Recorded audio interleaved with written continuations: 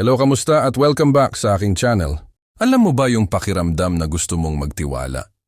Pero may konting boses sa loob mo na nagsasabing, huwag masyado. Baka masaktan ka na naman? Yung tipong gusto mong maging open, gusto mong magmahal, gusto mong maniwala sa tao. Pero dahil sa mga nangyari noon, parang may preno ka palagi. Kung nasa edad 30s, 40s o higit pa tayo, hindi na bago sa atin ang masaktan. Hindi na tayo fresh graduate na idealistic pa. Dumaan na tayo sa kaibigan na nangutang tapos biglang nawala. Sa partner na nangako pero hindi tinupad. Sa kamag-anak na ginamit ang tiwala natin para sa sariling interes. Kaya minsan, ang default na natin, magduda, magbantay, magtago ng konti. Pero ito ang tanong, posible ba talagang magtiwala ng hindi nasasaktan? Hindi ko sasabihin na oo, kasi hindi naman fairy tale ang buhay. Pero ang pwede nating pag-usapan ngayon ay paano magtiwala ng hindi nadudurog. Paano magtiwala na may wisdom. Paano magtiwala na hindi mo isinusugal ang buong pagkatao mo sa isang tao. Kasi ang totoo, hindi ang pagtitiwala ang problema. Ang problema, minsan, hindi natin alam kung paano ito gawin ng may boundaries. Isipin mo ang tiwala parang paghawak ng pera. Hindi mo naman ibibigay lahat ng ipon mo sa isang taong kakakilala mo lang, di ba? Kahit gaano pa siya ka-charming. Hindi ka basta-basta pipirma sa kontrata ng hindi binabasa. Hindi dahil paranoid ka, kundi dahil responsable ka. Ganon din sa tiwala. Minsan ang akala natin, kapag hindi tayo nagtiwala ng buo, masama na tayong tao. Pero hindi. May pinagkaiba ang pagiging mabait sa pagiging walang boundaries. At habang tumatanda tayo, mas kailangan natin ng discernment, hindi drama. Unang mahalagang bagay, magtiwala ka ng paunti-unti. Hindi kailangan ibuhos agad ang buong kwento ng buhay mo sa unang linggo ng pagkakakilala. Hindi kailangan isuko agad ang lahat ng access sa puso mo. Ang tiwala, parang halaman, dinidiligan, inoobserbahan, tinitingnan kung lumalago ba o nalalanta. Subukan mo ito. Sa susunod na may makilala kang bago, sa trabaho man yan, sa negosyo o sa relasyon, mag-share ka ng maliit na bagay. Isang impormasyon na hindi sobrang personal, pero may halaga. Tapos obserbahan mo. Paano niya hinandle? Nirespeto ba? O ginamit sa chismis? Dun pa lang may clue ka na. Hindi mo kailangang maging detective. Kailangan mo lang maging observant. Pangalawang bagay, huwag mong gawing responsibilidad ng ibang tao ang kaligayahan mo. Ito ang madalas nating pagkakamali. Kapag nagtiwala tayo, parang ina-attach natin ang worth natin sa kung paano nila tayo tratuhin. Kapag naging okay sila, okay tayo. Kapag nagbago sila, wasak tayo. Pero kung ang foundation mo ay solid, kilala mo ang sarili mo. Alam mo ang value mo kahit magkamali ang isang tao. Masasaktan ka, oo, pero hindi ka mawawasak. Isipin mo ang sarili mo parang bahay. Kung ang poste mo ay gawa sa matibay na bakal, kahit umulan o bumagyo, hindi basta guguho. Pero kung nakasandal lang sa ibang bahay ang istruktura mo, isang galaw lang nila, babagsak ka. Kaya bago ka magtiwala sa iba, tanungin mo muna ang sarili mo. Kaya ko bang tumayo mag-isa kung sakaling magkamali siya? Kung ang sagot ay oo, mas healthy ang pagtitiwala mo. Pangatlong mahalagang bagay, tanggapin na ang sakit ay bahagi ng proseso. Pero hindi ito dapat maging trauma na habang buhay mong dala. Marami sa atin, lalo na sa edad natin, may mga sugat na hindi pa totally healed. Kaya kapag may konting red flag, sobrang alert tayo. Minsan tama, minsan overreaction na. Ang challenge dito ay matutong ihiwalay ang present sa past. Hindi lahat ng bagong tao ay katulad ng nanakit sa'yo noon. Hindi lahat ng tahimik ay may tinatagong masama. Hindi lahat ng busy ay hindi ka na mahal. Kung lagi mong ipapasa sa bagong tao ang kasalanan ng luma, hindi ka na talaga makakapagtiwala ng buo. May kilala ako. After siyang lokohin sa negosyo, halos lahat ng bagong kausap niya, pinagdududahan na niya. Resulta, maraming opportunities ang nawala. Hindi dahil niloko siya ulit, kundi dahil hindi na siya nagbukas ng pinto. Magtiwala ka, pero may mata kang bukas. Huwag namang pikit mata, pero huwag din laging nakapikit ang puso. Isa pang bagay na mahalaga at medyo masakit tanggapin minsan kaya tayo nasasaktan ay dahil hindi tayo nakinig sa instinct natin. Alam mo yung feeling na may mali pero binabaliwala mo? Kasi ayaw mong maging negal. Kasi gusto mong mag-work. Kasi invested ka na. Trusting without getting destroyed means learning to trust your intuition too. Hindi ka naman nilagyan ng gut feeling para display lang. Minsan mahina lang ang boses niya dahil mas malakas ang takot mong maiwan o mawalan. Kapag may pattern na paulit-ulit pangako na hindi tinutupad, respeto na kulang, salita na hindi tugma sa gawa, hindi na yung simpleng pagkakamali. Pattern na yon. At ang pattern, sinasabi sa'yo kung ano talaga ang totoo. Hindi mo kailangang magalit agad. Hindi mo kailangang mag-walk out sa unang pagkakamali. Pero kailangan mong mag-set ng internal limit hanggang saan ka lang papayag. At dito pumapasok ang isang mas mature na klase ng pagtitiwala, yung may malinaw na boundaries. Kapag may boundaries ka, hindi ka natatakot magtiwala. Kasi alam mo, kahit may mangyaring hindi maganda, hindi mo hinayaan na maubos ka. Parang paglangoy, mas confident kang sumisid kung marunong kang lumangoy at alam mong may lifeguard. Pero kung hindi ka marunong at wala kang safety, syempre takot ka. Ang boundaries mo ang lifeguard mo. Ngayon, habang iniisip mo ang lahat ng ito, baka may mukha nang pumapasok sa isip mo. Isang tao na gusto mong pagtiwalaan o isang tao na dati mong pinagkatiwalaan at nasaktan ka. Dahan-dahan lang. Hindi ito tungkol sa pagiging perfect sa pag-judge ng tao. Hindi ito tungkol sa hindi na masaktan kahit kailan. Ito ay tungkol sa pagiging mas matalino sa pag-open ng puso. Minsan kasi akala natin ang issue ay baka lokohin ako. Pero kung titingnan mong mabuti, mas malalim pa diyan. Ang totoong kinakatakot natin ay yung pakiramdam na parang ang tanga natin kapag naloko tayo. Yung hiya. Yung self-blame. Yung gabi na paulit-ulit mong tinatanong ang sarili mo, bakit hindi ko nakita agad? Kaya kung gusto mong matutong magtiwala ng hindi nadudurog, kailangan mong ayusin ang relasyon mo sa sarili mo kapag nagkamali ka ng pinagkatiwalaan. Kasi kahit gaano ka ka-wise, kahit gaano ka ka-experienced, may chance pa rin na may taong makakalusot. Hindi dahil mahina ka, hindi dahil uto-uto ka, kundi dahil tao ka. At ang mga tao, minsan magaling talagang magpanggap. Dito pumapasok ang isang mahalagang shift. Huwag mong gawing identity ang isang pagkakamali sa pagtitiwala. Kapag may nag-betray sa'yo, hindi ibig sabihin, mahina ka. Ibig sabihin, may capacity kang magtiwala. At sa totoo lang, hindi lahat may ganong kakayahan. Mas delikado yung taong hindi na marunong magtiwala kahit kanino. Kasi unti-unti, nagiging isolated siya. Ang tanong to ngayon, paano mo poprotektahan ang sarili mo nang hindi ka nagiging bato? Una, huwag mong i-ignore ang consistency. Maraming tao magaling sa first impression. Mabait sa simula. Maalaga sa umpisa. Present sa unang buwan. Pero ang totoong character, lumalabas sa consistency. Sa pagdaan ng panahon. Sa ordinary days, hindi lang sa special moments. Halimbawa, may kaibigan kang laging nandyan kapag may pakinabang pero kapag ikaw na ang may kailangan, biglang busy. Hindi mo kailangang magalit agad pero kailangan mong makita ang pattern. Trust grows in consistency. Hindi sa grand gestures, hindi sa sweet words, kundi sa paulit-ulit na pagpapakita ng respeto at integridad. Kapag may taong sinasabing mahalaga ka, pero lagi kang second option, hindi mo kailangang gumawa ng drama.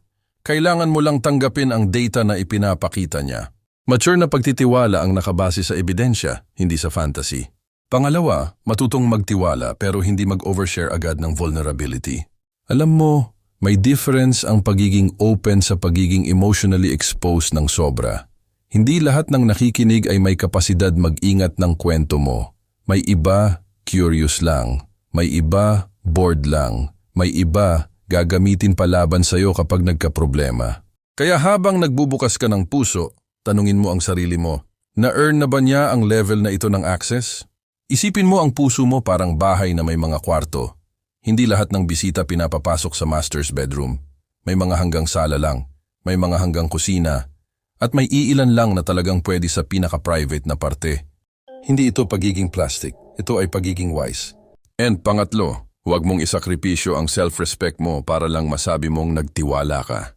Minsan may mga red flags na malinaw na, pero pinipilit pa rin natin kasi ayaw nating aminin na nagkamali tayo ng choice. Ego na lang ang lumalaban. Sayang naman ang pinagsamahan. Baka magbago pa. Ako na lang mag-adjust. Pero kung ang tiwala mo ay lagi mong ipinagpapalit sa kapayapaan ng isip mo, hindi na yan healthy trust. Self-abandonment na yan. Ang totoong pagtitiwala may kasamang self-respect. Kaya mong magsabi ng, I trust you, pero hindi ako papayag na tratuhin mo ako ng ganito. Kaya mong magbigay ng chance, pero kaya mo ring mag-set ng consequence. At alam mo kung ano ang maganda dito? Kapag malinaw ang boundaries mo, ang mga taong may malinis na intensyon, mas lalo kang rerespeto. Hindi sila matatakot, hindi sila ma-offend. Kasi alam nila, ang taong may boundaries ay taong seryoso sa relasyon. Habang iniisip mo ito, baka may mga pagkakataon sa buhay mo na nagtiwala ka ng sobra.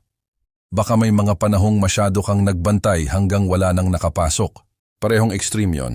At sa edad natin ngayon, hindi na bagay ang extreme. Ang bagay na sa atin ay balance. Yung marunong magbukas pero marunong ding magsara kung kailangan. Yung marunong magpatawad pero hindi na paulit-ulit nagpapaloko. Yung may puso pero may gulugod. May isang simpleng practice na pwede mong gawin simula ngayon. Kapag may bagong tao sa buhay mo, huwag mong tanungin agad, mapagkakatiwalaan ba siya? Tanungin mo, kumusta ako kapag kasama ko siya? Kalma ba ako? O laging tense? Kailangan ko bang magpanggap? O pwede akong maging totoo? Dahil kadalasan, ang katawan mo ang unang nakakapansin kung safe ba ang isang tao. At habang mas nakikilala mo ang sarili mo, mas magiging malinaw sa iyo kung sino ang dapat mong bigyan ng access sa mundo mo. Sa huli, ang pagtitiwala ay hindi sugal. Ito ay skill. At tulad ng kahit anong skill, natututunan, napapractice, nahahasa sa experience. Hindi mo kailangang mawalan ng tiwala sa lahat dahil sa isang tao. Hindi mo rin kailangang magtiwala agad sa lahat para lang patunayan na mabait ka. Ang tunay na lakas ay yung kaya mong magmahal at magtiwala, pero hindi mo hinahayaang mawala ang sarili mo sa proseso. Kahit gaano ka pa katalino, kahit gaano ka pa ka-observant, may mga pagkakataon na masasaktan ka pa rin. Pero ang kaya mong kontrolin ay kung paano ka babangon at kung paano mo iingatan ang sarili mo habang patuloy kang nagmamahal at nagtitiwala. Kasi ito ang totoo, ang goal, hindi na ako masasaktan. Ang goal ay, kahit masaktan ako, hindi ako mawawala sa sarili ko. Napansin mo ba, yung mga taong talagang strong, hindi sila yung hindi nasasaktan. Sila yung nasaktan na, pero hindi naging bitter, hindi naging sarado, hindi naging galit sa mundo. May wisdom na, pero may puso pa rin. At doon tayo papunta. Kung gusto mong magtiwala ng hindi nadudurog, kailangan mong tanggapin na ang tiwala ay choice, hindi guarantee. Pinipili mong magtiwala hindi dahil sigurado kang hindi ka masasaktan, kundi dahil pinili mong mabuhay ng hindi takot ang nagdidikta. May malaking difference yon. Kapag takot ang nagdidikta, lagi kang naka-armor, laging defensive, laging may wall. At oo, protected ka, pero mag-isa ka rin. Walang masyadong lalapit. Walang masyadong makakapasok. Pero kapag wisdom ang nagdidikta, may pinto ka. Hindi bukas sa lahat, pero hindi rin permanently locked. Isipin mo ang puso mo parang bangko. Hindi mo ilalagay lahat ng pera mo sa isang investment. Pero hindi mo rin itatago lahat sa ilalim ng kama. Kailangan mong magtiwala para lumago. Pero may diversification, may assessment, may tamang pacing. Ganon din sa relationships. Isa pang mahalagang bagay, huwag mong gawing project ang pag-aayos ng ibang tao. Minsan kaya tayo nasasaktan, hindi dahil masama sila, kundi dahil inako natin ang responsibilidad na baguhin sila. Maiintindihan niya rin ako. Magbabago din siya pag nakita niya effort ko. Ako na lang mag-a-adjust. Pero ang mature na pagtitiwala, hindi pinipilit ang tao maging version na gusto mo. Tinitingnan mo kung sino siya ngayon. Hindi yung potential niya. Hindi yung pangako niya, yung actual na ginagawa niya. Kapag hindi aligned yung values ninyo, hindi ibig sabihin masama siya o masama ka. Ibig sabihin lang, hindi kayo match. At hindi lahat ng hindi match ay kailangang pilitin. Minsan ang pinaka-healthy na trust ay yung kaya mong magtiwala sa sarili mong umalis kapag hindi na tama. May kakaibang power yun. Yung alam mong kaya mong magmahal ng buo. Pero kaya mo ring magsabi ng hanggang dito na lang. Hindi dahil galit ka. Hindi dahil naghihiganti ka, kundi dahil nire-respeto mo ang sarili mo. At alam mo kung ano ang pinakamahalagang foundation para magtiwala ng hindi nasasaktan? Self-trust. Kapag nagtitiwala ka sa sarili mo, sa judgment mo, sa instinct mo, sa kakayahan mong bumangon, hindi ka na masyadong takot magtiwala sa iba. Kasi alam mo, kahit magkamali ka, kakayanin mo. Sabihin na nating nagtiwala ka ulit, nag-open ka ulit, at hindi nag-work. Masakit? Oo. Pero hindi ka na yung dating version mo na mawawasak ng tuluyan. Mas may awareness ka na, mas may boundaries ka na, mas may clarity ka na. At bawat experience, kahit hindi maganda, may tinuturo. Hindi para maging cynical ka, hindi para maging cold ka, kundi para maging wiser ka. Minsan ang akala natin, kapag hindi na tayo sobrang open tulad ng dati, ibig sabihin nagbago na tayo for the worse. Pero baka ang totoo, nag-mature ka lang. Mas pinipili mo na ngayon kung sino ang papasukin sa inner circle mo, at okay lang yon. Hindi mo kailangang i-prove sa mundo na mabuti kang tao sa pamamagitan ng pagtiwala sa lahat. Ang tunay na kabutihan, may kasamang discernment. Kaya kung may mga pagkakataon sa buhay mo na nasaktan ka dahil nagtiwala ka, huwag mong ikahiya yun. Ibig sabihin, may capacity kang magmahal, may capacity kang maniwala. At sa totoo lang gift yon. Hindi lahat may ganong lakas ng loob. Ang kailangan lang, i-balance mo ng wisdom. Ngayon gusto kitang tanungin, may tao ba sa buhay mo ngayon na gusto mong pagkatiwalaan pero natatakot ka? O baka may sugat ka pa mula sa dati na hanggang ngayon dala mo pa rin? Hindi mo kailangang sagutin dito kung ayaw mo, pero pag-isipan mo. Kasi minsan ang unang hakbang sa healthy na pagtitiwala ay ang pag-amin sa sarili mong natatakot ka pa rin. At okay lang yun. Hindi ka mahina dahil may takot ka. Mahina ka lang kapag hinayaan mong ang takot ang magdesisyon para sa iyo habang buhay. Unti-unti lang. Isang hakbang, isang tao, isang boundary, isang mas malinaw na pag-intindi sa sarili mo. Habang ginagawa mo yan, mapapansin mo, hindi na ganun kalalim ang bagsak kapag may nadapa. Mas mabilis ka nang bumangon, mas buo ka pa rin. At balang araw, marirealize mo, ang tunay na seguridad hindi nanggagaling sa pagiging sigurado sa ibang tao. Nanggagaling ito sa pagiging sigurado sa sarili mo. Kung may napulot ka sa usapan natin, isulat mo sa comments. Gusto kong marinig ang kwento mo. Paano ka natutong magtiwala ulit? O ano ang natutunan mo sa mga pagkakataong nasaktan ka? Kung nakatulong ito sa'yo, i-like mo ang video at mag-subscribe ka para mas marami pa tayong ganitong kwentuhan. Yung totoo, yung may lalim pero relatable, yung hindi perfect pero totoo. Tandaan mo, hindi natin kontrolado ang lahat ng tao sa paligid natin. Pero kontrolado natin kung paano natin iingatan ang puso natin habang patuloy tayong nabubuhay, nagmamahal, at nagtitiwala. Masaktan ka man minsan, hindi ibig sabihin talo ka na. Bawat karanasan may dalang wisdom, bawat sugat may dalang lakas. Magtiwala ka, pero magtiwala ka ng may mata, may hangganan, at may respeto sa sarili. At higit sa lahat, magtiwala ka na kaya mong bumangon kahit anong mangyari. Kaya mo yan. Quick lang, bago makalimutan, i-comment mo kung saan ka nanonood. Gusto ko makita kung saan umaabot tong channel na to.